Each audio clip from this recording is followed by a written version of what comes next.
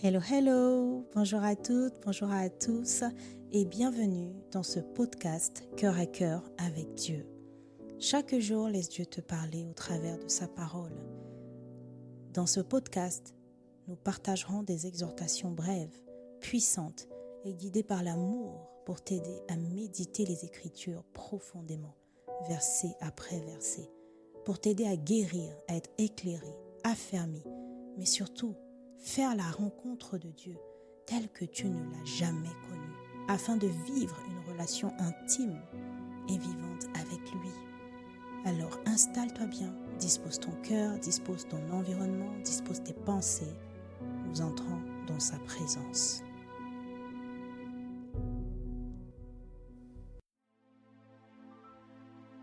Hello bien-aimés, bonjour à toutes, bonjour à tous. J'ai foi que vous allez bien, par la grâce de Dieu. Bienvenue dans ce nouveau partage, ce nouveau message. Bienvenue dans la présence de Dieu. Bienvenue parmi nous. C'est un privilège de savoir que tu écoutes ce message et c'est un privilège pour moi aussi d'être cet instrument, mais surtout d'être moi aussi à l'écoute de ce que le Seigneur a à nous dire. Alors, comme à notre habitude, disposons-nous et recommandons ce moment au Saint-Esprit, invitons-le de tout notre cœur, parce que nous ne voulons pas sortir de ce temps comme nous sommes entrés. Père, merci pour ton amour, merci pour ta fidélité, merci pour ta patience envers nous. Et pardon, Père, pour tous les actes que nous pouvons poser qui attristent le Saint-Esprit. Et les fois où nous t'avons ignoré, nous avons tourné la tête, nous avons fait la sourde oreille. Les fois où nous avons abandonné, nous avons douté de toi. Aujourd'hui, nous voulons arrêter de douter de toi. Aujourd'hui, nous voulons nous accrocher fermement et désespérément à toi. C'est pourquoi nous te prions, Père, au travers de ton esprit. Viens ouvrir nos cœurs ce soir ou ce jour. Utilise ta parole, la parole que nous nous apprêtons à lire, s'il te plaît. Donne-nous un mot, une parole, un rhéma de toi. Donne-nous une direction. Tu es notre lumière. Ta parole est la lumière. Alors viens nous éclairer. Saint-Esprit, viens disposer nos cœurs. Viens nous remplir, s'il te plaît, que cette parole nous interpelle, nous édifie, nous convainc, nous enseigne, nous forme, nous corrige, nous guide, nous restaure, nous guérisse et nous transforme. Père, nous voulons être à l'image de Christ. Nous voulons que soit manifeste cet héritage, mais surtout nous voulons que ta volonté s'accomplisse. Nous voulons que Christ soit visible. Alors, s'il te plaît, aide-nous. Nous voulons comprendre, nous voulons retenir, nous voulons vraiment garder, pratiquer et transmettre, faire connaître ta parole, qui tu es, ta volonté, et marcher de façon honorable devant tes yeux par le sang de Jésus. Merci Seigneur, merci d'inspirer les paroles de ma bouche, les pensées de mon cœur et d'inspirer les pensées du cœur d'une personne qui t'écoute. Dispose l'atmosphère, dispose le cœur, les pensées, que toutes nos pensées soient captives à la connaissance de Jésus-Christ. Amen. Au nom de Jésus. Amen. Le message de ce jour s'intitule « Je ne t'accompagnerai pas moi-même ». Je ne t'accompagnerai pas moi-même. Nous allons lire la parole dans Exode 33, versets 1 à 6, en version Nouvelle Français courant. Le Seigneur ordonna à Moïse, « Va, pars d'ici, toi et le peuple, le peuple que tu as fait sortir d'Égypte, et allez dans le pays que j'ai juré à Abraham, à Isaac et à Jacob de donner à leurs descendants. J'enverrai devant toi un ange, et je chasserai les Cananéens, les Amorites, les Hittites, les Périzites, les Hivites et les Jébusites. Vous pénétrerez alors dans ce pays qui ruisselle de lait et de miel, mais je ne t'accompagnerai pas moi-même. Peuple rebelle comme tu es, je risquerais de t'exterminer en chemin. Lorsque le peuple entendit ce message menaçant, il s'en affligea, comme pour un deuil. Plus personne n'osa porter ses bijoux. Le Seigneur avait en effet ordonné à Moïse de dire aux Israélites de sa part, « Vous êtes un peuple de rebelles. Si je t'accompagnais un seul instant, je risquerais de t'exterminer. Dépouille-toi donc de tous tes bijoux.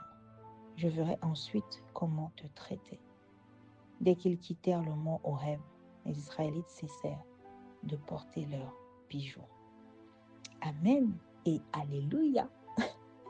Alléluia, parce qu'on a l'impression que, peut-être le peuple a commencé à comprendre. Si tu nous suis depuis quelques temps maintenant, nous venons de loin avec le peuple d'Israël et nous-mêmes nous venons de loin parce que nous avons été invités alors que nous écoutions la parole avec les yeux. Si tu es avec nous, tu sais de quoi je parle.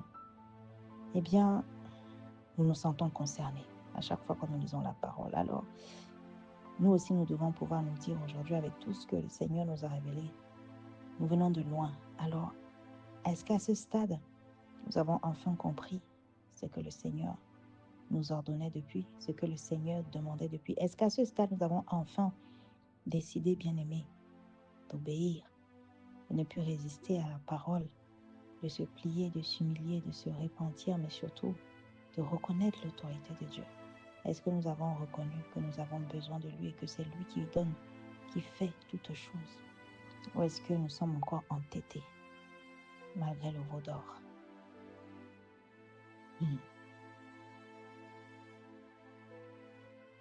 Vous voyez, après qu'ils aient été, j'ai envie de dire, punis par le Seigneur à cause de leur idolâtrie, de leur rébellion, et le Seigneur leur demande de partir vite, de poursuivre le chemin vers la terre promise. Et vraiment, les messages sont assez clairs ici par la grâce de Dieu, en tout cas de ce que l'Esprit m'a fait comprendre. Au verset 2, il dit, « J'enverrai devant toi un ange, et je chasserai les Cananéens, les Amorites, les Hittites, les Périzites, les Éphysites, les Jubusites. » Et vous voyez, Dieu ne s'est pas repenti de sa promesse. Il aurait pu, heureusement que Moïse a intercédé, mais il maintient sa promesse. Et il les pousse à reprendre le chemin, à ne pas s'arrêter, mais à continuer.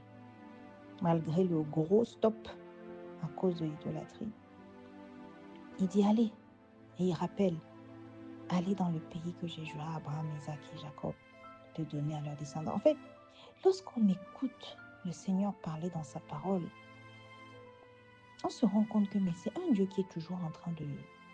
Il est toujours clair. En fait, il est toujours en train d'expliquer. Un peu comme quand quelqu'un parle, on a l'impression qu'il est toujours en train de se justifier, en fait. Il est toujours en train de donner les détails. Il est toujours en train de... Il est transparent, en fait. Le Seigneur, c'est un Dieu transparent. Il dit, allez dans le pays que j'ai juré à Abraham, à Isaac et Jacob de donner. On pourrait se dire, c'est comme un enfant qui parle et qui est toujours en train d'expliquer, de donner des détails, alors qu'on sait déjà. Mais il dit, c'est sa nature. Tu ne peux pas dire que tu ne savais pas. Tu ne peux pas dire que c'était flou. C'est dans sa nature, bien-aimé. Une facette de Dieu que nous découvrons ici. Nous avons découvert tellement de facettes. Nous avons découvert vraiment d'une façon spectaculaire même le cœur de Dieu dans les différents messages jusqu'ici. Vous voyez, lorsque nous apprenons à connaître quelqu'un, on peut savoir si c'est une personne transparente parce que nous voyons bien que cette personne n'a pas de problème à donner les détails de certaines expériences qu'elle a vécues ou n'a pas honte de parler de sujets. Cette personne n'est pas cachotière en fait, elle est assez à l'aise à parler, elle donne les détails, il n'y a pas de contrôle ou de calcul ou de... Voilà, et bien le Seigneur est comme ça. Il explique, même s'il a déjà dit, redit, il ne se pose pas de questions. Aussi simple que ça. Et bien ça fait partie de sa personnalité. Ça veut dire que nous pouvons savoir que dans nos prières ou dans nos quêtes, si peut-être nous avons l'impression que c'est pas clair ou qu'on n'est pas sûr ou que est-ce que le Seigneur a vraiment parlé, bien aimé. S'il a parlé, c'est que c'est clair. Parce que c'est pas dans sa nature d'évoluer dans le flou. Non, il s'exprime simplement. Il répète, même s'il a déjà dit, il va répéter, ça n'a pas de... Il répète, il a déjà dit.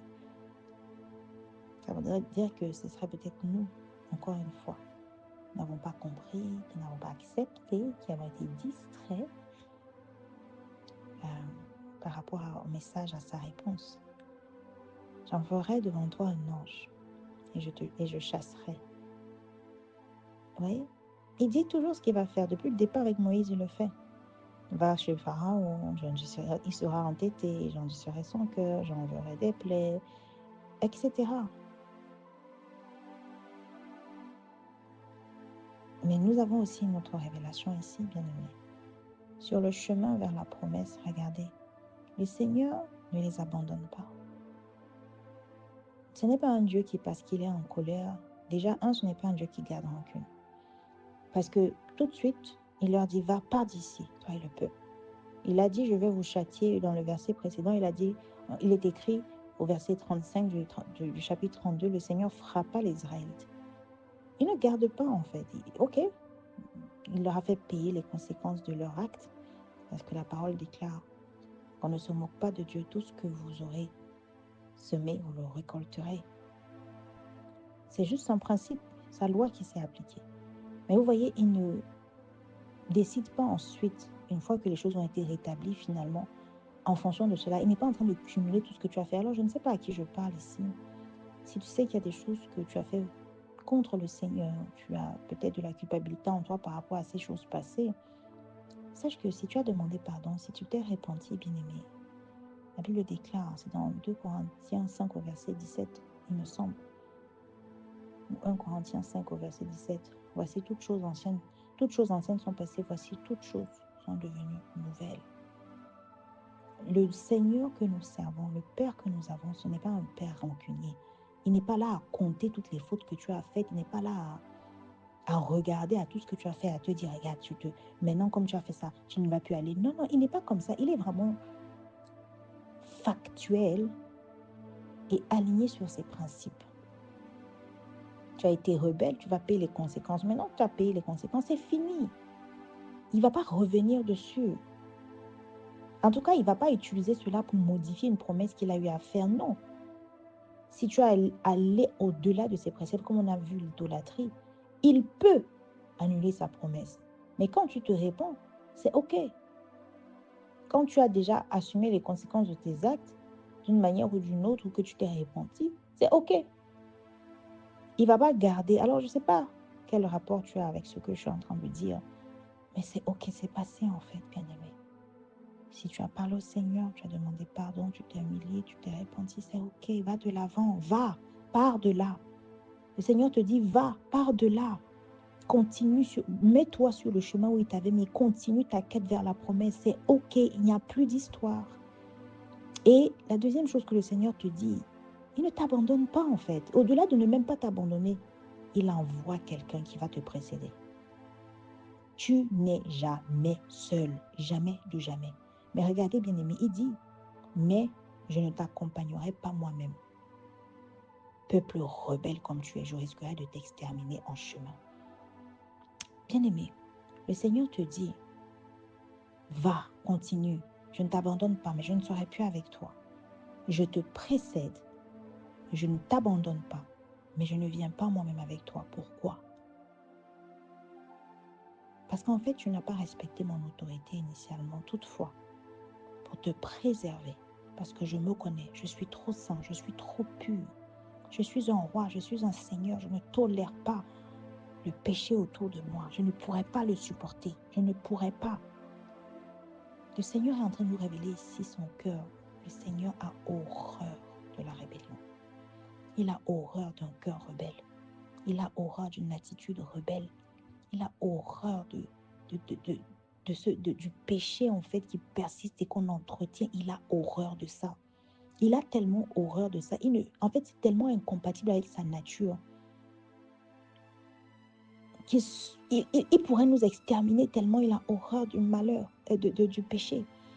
Mais bien aimé, ceci dit, nous savons que le sang de Jésus a été versé à la croix. Nous avons été lavés. Et nous avons reçu le vêtement de gloire de Jésus. Le vêtement sale que nous portions nous a été ôté. Il a été complètement enlevé. Et nous avons reçu le vêtement de Jésus. Donc en réalité, aujourd'hui, Dieu nous voit sous le prisme, sous le regard, l'angle de vue, le miroir de Jésus. Ici, il ne s'agit pas de dire que le Seigneur peut nous exterminer parce que nous commettons l'idolâtrie. Non, ce n'est pas de ça qu'il s'agit, bien aimé. L'idolâtrie, il faut comprendre les principes et le message que Dieu est en train de nous transmettre.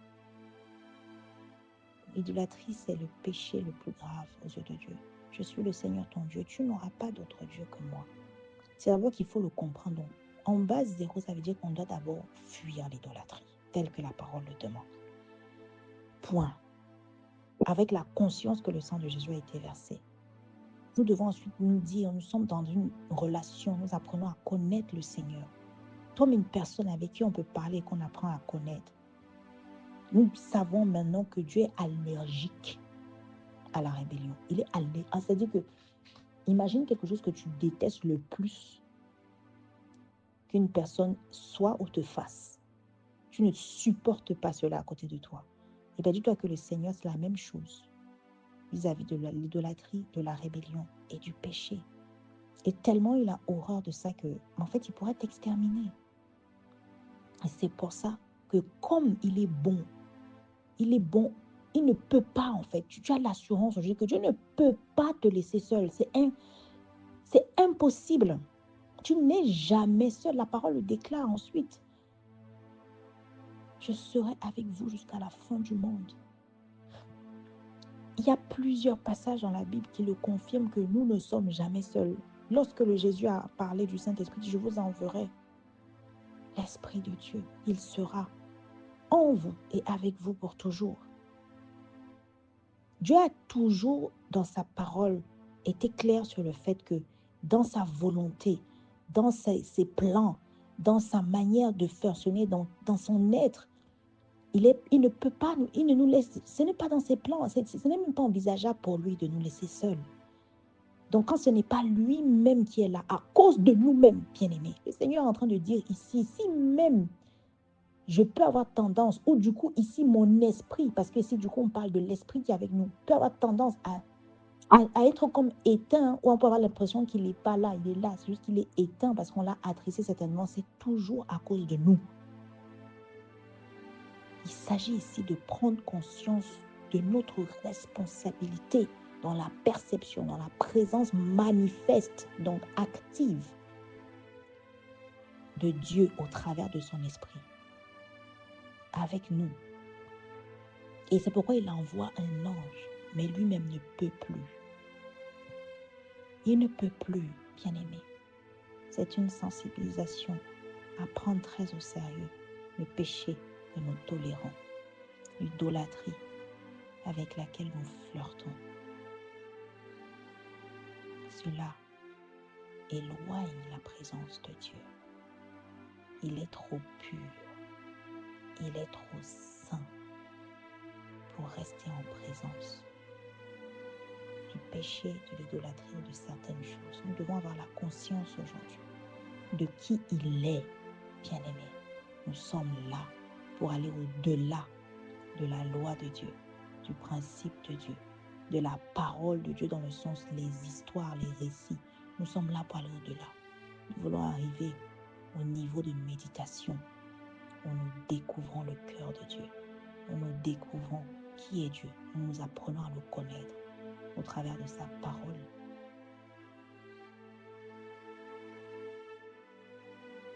Et nous allons plus loin. Verset 4. Lorsque le peuple entendit ce message menaçant, il s'en affligea comme pour un deuil. Ah, mais il était temps. Tiens, mais après combien de temps ou qu'est-ce qu'il te faut pour reconnaître que là, c'est très grave ce que tu as fait? Il a d'abord fallu, peut-être, même ça n'a même pas suffi, parce que j'allais dire, il a d'abord fallu qu'on tue certains Israélites pour qu'ils se répandent. Mais non, en fait.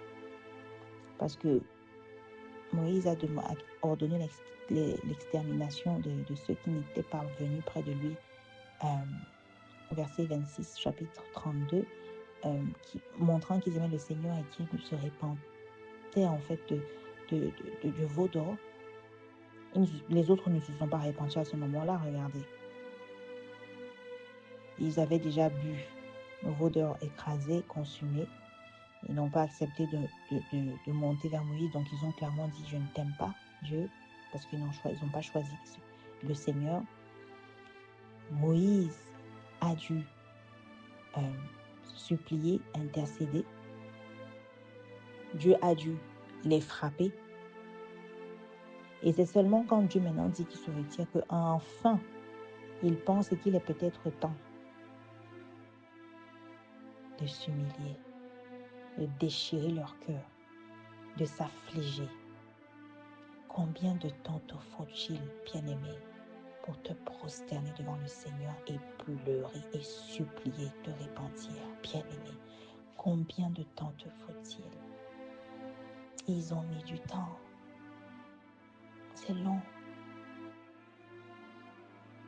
Prenons l'exemple des Lévites qui, à la première occasion, se sont repentis et sont revenus au Seigneur.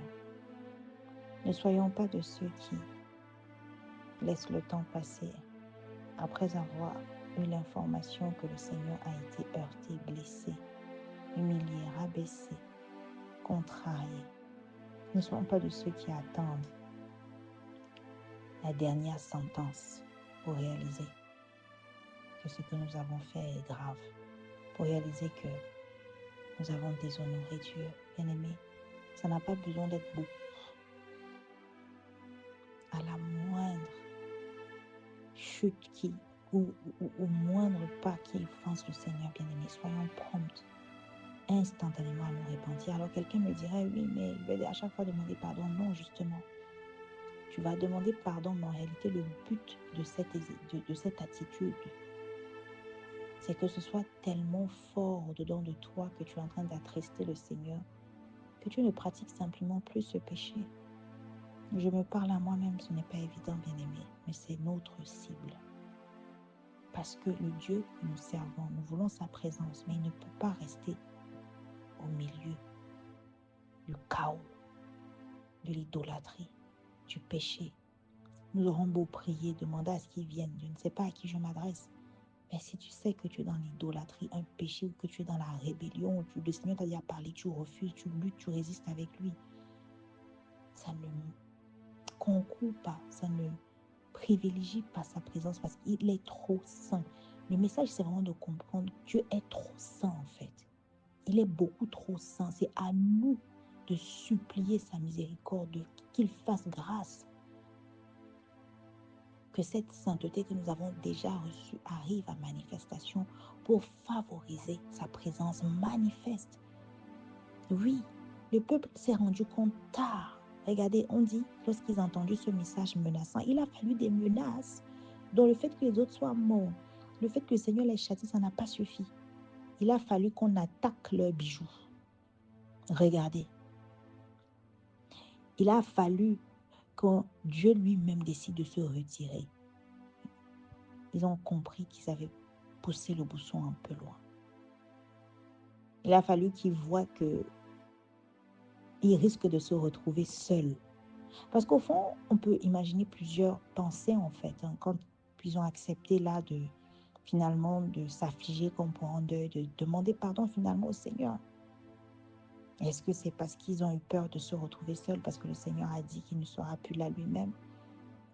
Est-ce que c'est parce que du coup il ne faisait pas confiance à l'ange? On ne sait pas. Mais ça vient assez tard. Et puis finalement, ils ont reçu l'ordre de se débarrasser de leurs bijoux. Au verset 5, il dit, si je t'accompagnais un seul instant, je risquerais de t'exterminer. Bien aimé, c'est tellement profond. Dieu lui-même, en plus vous voyez ce qu'on dit depuis le départ, il est toujours en train de s'expliquer. Il ne surprend pas. Le Dieu que nous servons n'est pas un Dieu qui surprend. Il explique toujours ce qu'il va faire et pourquoi il va le faire. Maintenant qu'on s'attaque à leurs bijoux, vous voyez, le Seigneur s'attaque, il dit, vous allez vous dépouiller parce que ce sont ces bijoux-là qui vous ont poussé à faire le veau d'or. Ce sont ces bijoux-là. Mais bien aimé, ici, en fait, le bijou ne représente pas le bijou tel quel nous le lisons. Non, le bijou ici représente tout ce qui prend la place de Dieu dans nos vies. Je veux qu'on se dépouille. Vous voyez, nous avions déjà commencé à parler de cela, mais c'est écrit ici noir et blanc. Dépouille-toi donc de tous tes bijoux. Et même quand tu le feras, tellement ce que tu as fait est grave, ce n'est même pas sûr. Je ne sais même pas comment je vais te traiter. Parce qu'il dit, je verrai ensuite comment te traiter. Et enfin, ils ont obéi. Il est écrit, les Israélites cessèrent de porter leurs bijoux. Enfin. Bien-aimé, ça n'a pas besoin d'être long. Il n'y a pas besoin d'avoir de menaces. Il n'y a pas besoin que tu souffres pour apprendre une leçon. Non, ce n'est pas vrai. J'ai un de mes mentors qui me disait une fois, non, elle parlait à plusieurs personnes et elle disait, vous n'avez pas besoin de souffrir en réalité pour apprendre une leçon. Autrement dit, obéis et tu pourras passer à l'étape d'après. Tu n'as pas besoin de souffrir pour comprendre quelque chose en fait. Tu as juste besoin d'obéir. Tu comprendras la chose. Tu l'auras lu, tu l'auras juste appliqué. Parce que certains se disent aujourd'hui que c'était nécessaire que je souffre comme ça pour bien comprendre. C'est faux. C'est faux. C'est un faux raisonnement. Tu as juste besoin d'obéir. Tu n'es pas toujours obligé de passer par la case de souffrance pour comprendre quelque chose que le Seigneur te demande de faire. Ce n'est pas vrai. C'est te mentir à toi-même. C'est éviter de se faire violence pour obéir et résister au diable. Ce n'est pas la volonté de Dieu, bien-aimé. Alors, dépouillons-nous de nos bijoux. Encore une fois, il ne s'agit pas ici des vrais bijoux, bien-aimés, mais nous sommes concernés. Les bijoux, vous voyez, c'est tout ce qui peut contribuer, qui peut être l'idole comme était le veau d'or pour les Israélites. Dieu n'en veut pas. Et à cause de cela, si nous ne nous dépouillons pas, nous prenons le risque que lui-même ne marche plus avec nous. Il envoie un ange, mais bien aimé, oui, le sang de joie a été versé, l'esprit est avec nous, mais cela représente le fait que nous ne sentions plus vraiment, nous perdions le discernement, nous perdions cette présence en fait de Dieu, parce qu'il ne peut pas cohabiter avec cela. Ce n'est pas possible. Alors je prie que le Saint-Esprit ouvre nos yeux sur qui est Dieu. Je prie que le Saint-Esprit ouvre nos yeux sur qui est notre Père, sur sa sainteté, sur son cœur, sur sa perfection, sur sa pureté. Aide-nous à saisir à quel point c'est sérieux. Aide-nous à comprendre qui il est. Aide-nous à nous ajuster en fonction de lui.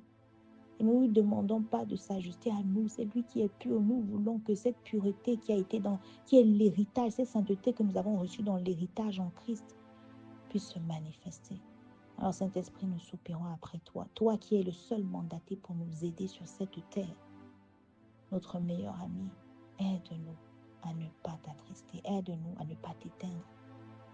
Aide-nous à créer une atmosphère favorable à ta présence manifeste. Pardonne-nous, nous nous repentons de toute forme d'idolâtrie. Nous demandons pardon, Père. Étends ta main sur nous.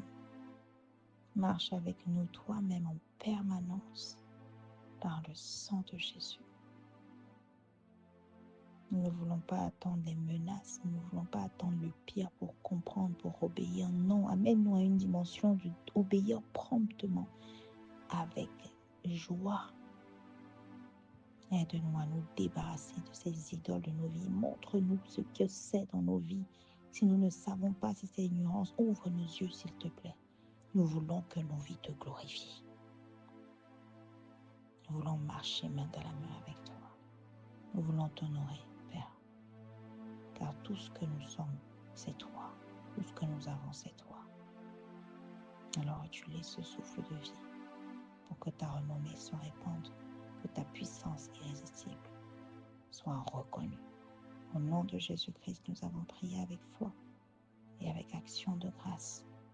Amen. Amen. Amen.